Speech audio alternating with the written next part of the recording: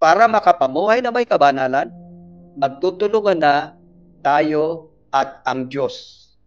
Ang bahaging dapat nating gampanan, ialis sa atin ang lahat ng mali sa ating buhay, lahat ng kasalanan, at ibihis natin ang lahat ng tama na sinasabi sa banal na kasulatan.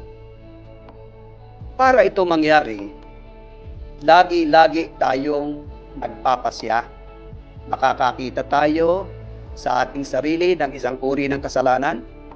Sasabihin natin sa Diyos, sa pangalan mo po, aalisin ko na ito. Sa pangalan mo po, itatakwil ko ito. At pagkatapos ng pagpapasyang yon, manindigan tayo, gawin natin ang lahat ng ating magagawa upang ang kasalanang yon na ating pinagpasyang alisin sa ating sarili ay mawala sa atin. Samantalang ginagawa natin yon, lahat ng tulong ng Diyos ay dumadaloy sa atin.